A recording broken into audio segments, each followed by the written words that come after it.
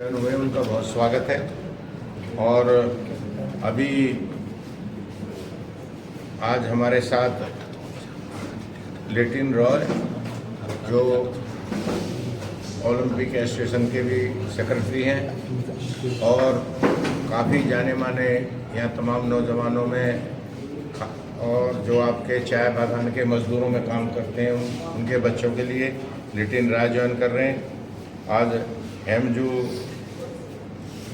लिवामा ताइपेंग और प्रणव राय ये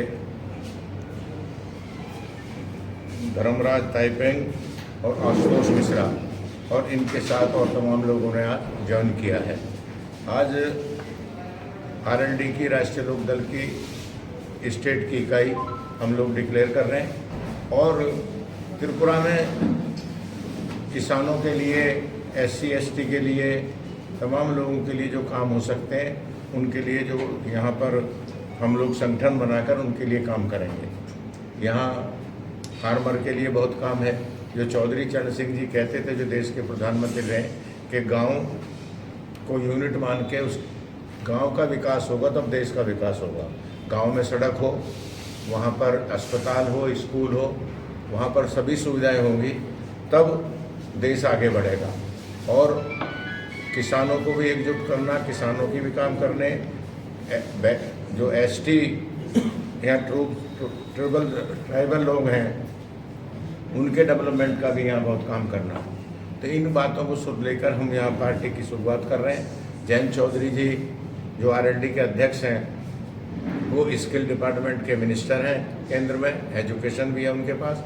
तो यहाँ स्किल का भी मेला लगाएंगे और लोगों को, लड़कों को रोज़गार दिलाने के लिए उनको ट्रेंड करके रोज़गार दिलाने का काम भी यहाँ RLD करेगी। ये भी हम लोग शुरुआत करने जा रहे हैं। आज मैं 3-4 लोगों की घोषणा कर रहा हूँ। एक तो लिटिन रॉय को हम लोगों ने, जो हमारा खेल प्रकोष्ठ है, चूँकि ये ओलंपिक एसोसिएशन के भी सेक्रेटरी हैं, यहाँ कई खेलों के अध्यक्ष भी हैं, कबड्डी के भी एसोसिएशन के प्रेसिडेंट हैं, इनको खेल प्रकोष्ठ का all India general secretary declare किया गया था। और आज इनको हम त्रिपुरा की जो यूनिट है उसकी यूनिट बाद में डिक्लेयर करेंगे प्रेसिडेंट वगैरह और सब। आज इनको त्रिपुरा स्टेट का RLD का कन्वीनर मैं डिक्लेयर कर रहा हूँ।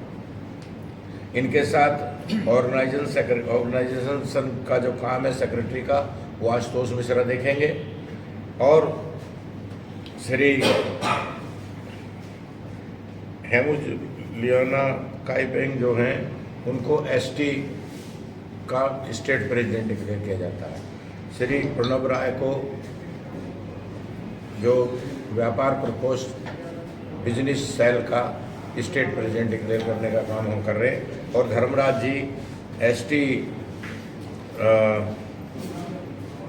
प्रकोष्ठ में जो ST की कमेटी है उसके जनरल सेक्रेटरी होंगे। इनके साथ काम करेंगे टाइपिंग के साथ। तो ये अभी 5 लोगों का आज मैं डिक्लेरेशन करके जा रहा हूँ। और मैं लिटिन को कहूँगा, लिटिन को और आशुतोष मिश्रा को कि ये दोनों मिलके यहाँ संगठन का और कमेटी को, नए लोगों को जोड़ने का काम करेंगे। उसके बाद फिर कमेटी का नेक्स्ट टाइम हम ऑफिस खोलेंगे और संगठन का विस्तार करेंगे, उसको बढ़ाने का काम करेंगे। ये हम लोग आज सोच के पहले शुरुआत कर रहे हैं और आप लोगों से बात कर रहे हैं। आज कितने लोग ज्वाइन किया है? आज अभी करीब इम्पोर्टेंट लोग सारे ज्वाइन किए जो अभी अनाउंस किया। कुछ लड़की महिलाओं ने भी किया और लोगों ने किया। आज करीब ये समझो कि 20-30 लोगों ने ज्वाइन की है पार्टी। और ये आज एक शुरुआत है और मैं कहूँगा कि अच्छी शुरुआत है।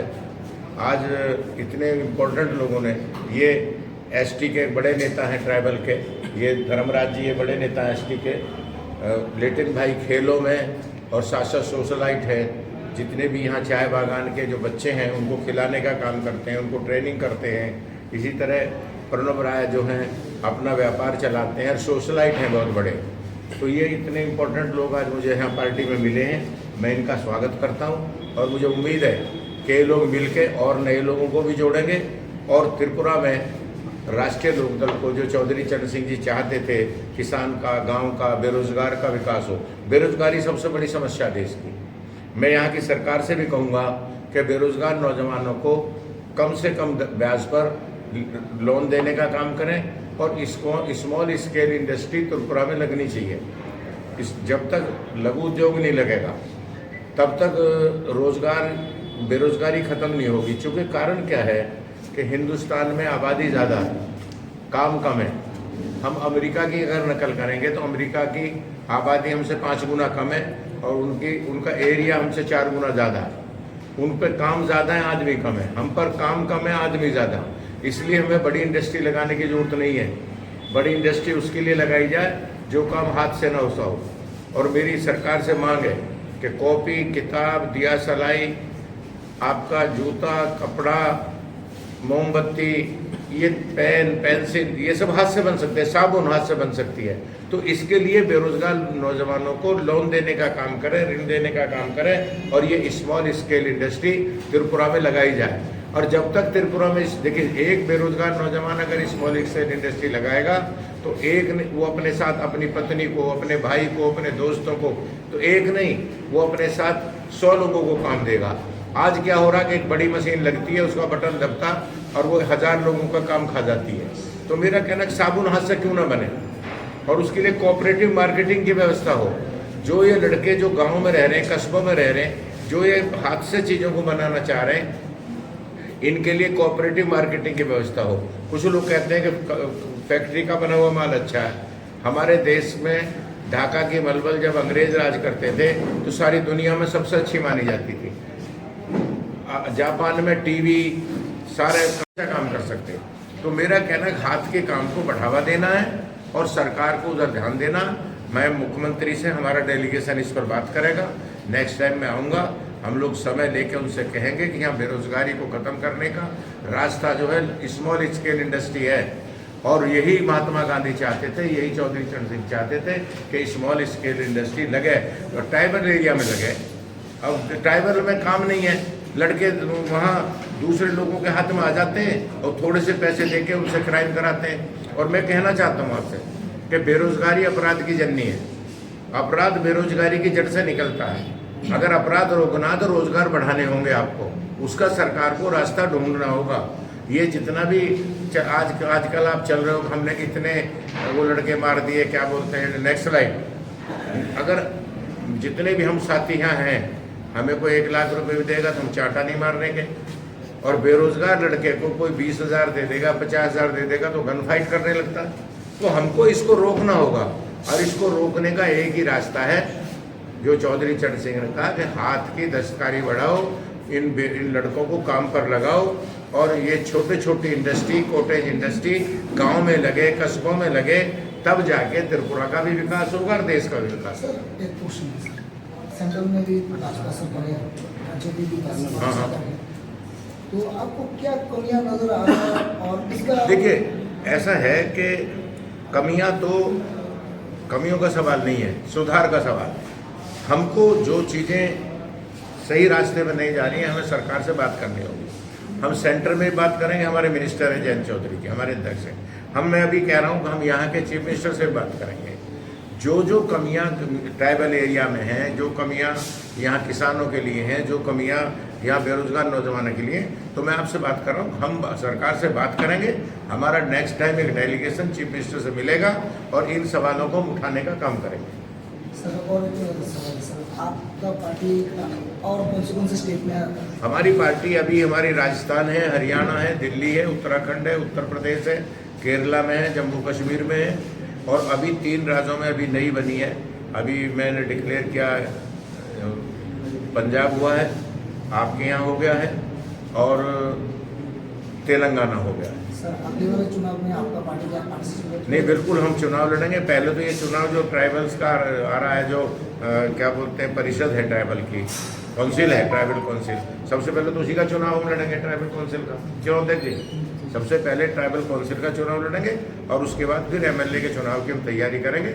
उस चुनाव में आरएलडी जाएगा चुनाव। सर, मुद्दा क्या रहेगा?